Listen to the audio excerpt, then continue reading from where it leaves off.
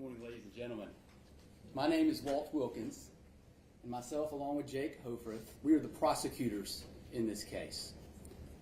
This is Detective Jared Sparkman and Master Deputy Blake Wolf. They're the co-lead investigators in this case. I want to thank you for your service and thank you for giving us the opportunity to present this case to you. The state has the obligation to prove the charges beyond a reasonable doubt. And that's the standard that you're going to hear from the judge, you're going to hear throughout your deliberations and throughout this trial. We have to prove the case beyond a reasonable doubt. And there's a lot of folks in this courtroom right here that you see. And so we are the prosecution. We represent the state. We have the honor of representing the state in this particular case. The defendant sits over there. That is Zachary Hughes along with his attorneys, and they represent him in this particular case. But there's many more other individuals in this case. We have the court reporter. She's very important. She is taking down everything that we're saying, recorded, so we can have a record of this entire case at its conclusion. And so that's what she'll be doing, and she'll also be marking exhibits. So if you see her over there writing on things, that's what she's doing. She's marking the exhibits in which we will identify things that we will be presenting to you for your review. This is Madam Clerk.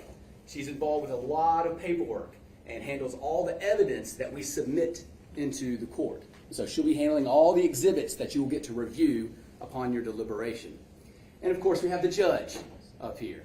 And if you'll notice, the judge is a pretty important person. He's got a black robe. He gets to sit a little higher than the rest of us. And there's a reason for that, because he is the referee in this case. And he's going to be calling balls and strikes. He's going to be telling us what the law is. And when one of the parties has an objection, he's going to say whether you're right or whether you're wrong. And because there are rules in this courtroom, ladies and gentlemen, the rules are officiated by the judge to make sure that we maintain the rules and decorum in this courtroom and the evidence is presented to you in the proper way. But the most important people in this room, ladies and gentlemen, are you. As the judge said, you're the triers of fact. You decide what the facts are. And the great thing about serving as a juror is that you don't leave your common sense at the door. You get to bring it with you in here. And you get to listen to the testimony that'll come right from this chair right here. And you get to look at the evidence that's presented in your deliberations. And you can see it along the way of how this case progresses. You'll hear different kinds of evidence. So the judge said, you'll hear direct evidence and circumstantial evidence. They're both very powerful pieces of evidence. They can be used in any way in which you accept them. Direct evidence is simple. It's something that somebody can see, taste, or smell, something that they see. If you see somebody commit a violent crime, that's direct evidence that they saw that person there. Circumstantial evidence can be just as powerful. For example, if you look outside before you go to bed and you see your lawn nice and green, and you wake up and it's covered in snow and there are footprints walking through the snow, well, you know that somebody walked through your yard from the time you went to bed and the time you woke up. You don't know who it is, but you know somebody did because you can see footprints. You can derive information from that to form a logical conclusion. Another good example of circumstantial evidence is DNA evidence.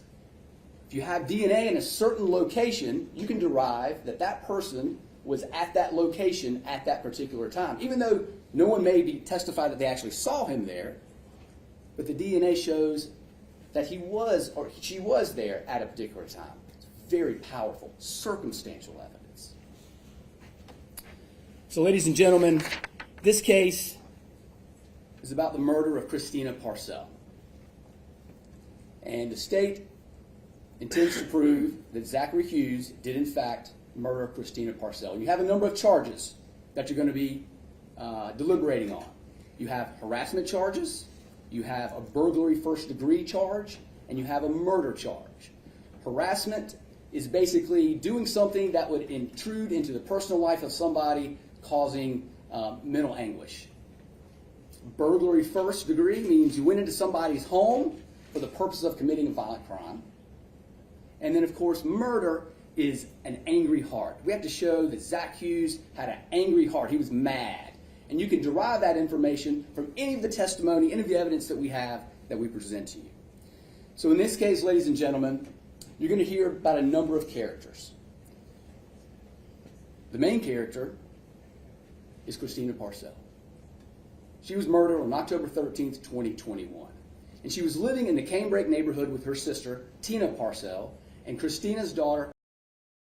They were living in that neighborhood in a house in Canebrake. And Christina Parcell had been going through a very tremendous child custody dispute with John Mello since he was 3 years old. At the time, he was 9. For almost 6 years, they had been battling custody over. And that custody dispute raised to a certain level beginning in October of 2020 when John Mello and I went to Italy. And John took to Italy, and Christina fought to get her back. And in April of 2021, Christina obtained custody. And they came back from Italy, and that's how they ended up living in the Canebrake neighborhood. So the question is, how did Zach Hughes become involved in this case? Well, Zach Hughes had a relationship with John Mello starting in about October of 2020, around the time when he left for Italy. And that relationship grew. And it grew to the point where Zach Hughes began inserting himself into this custody battle at the behest of John Mello. And they began doing things like sending photos of her to the neighbors in an effort to shame her, an effort to show that she's a bad mother. And as the custody dispute elevated, it elevated into a situation where custody might not go in John Mello's favor. And at that point, Zach Hughes made the ultimate decision. Ladies and gentlemen, I hold in my hand the indictments from the grand jury charging Zach Hughes with harassment and burglary first and murder. And the grand jury, true bill of these cases, they came out, and these are the charging documents. And while the defendant at this point in this case is certainly clothed in innocence, once you hear the evidence from that chair, you hear the evidence that's presented to you, you're going to find beyond a reasonable doubt, and the evidence will show that Zach Hughes is a cold-blooded killer. And he committed murder, he committed harassment, and he committed burglary first. Thank you.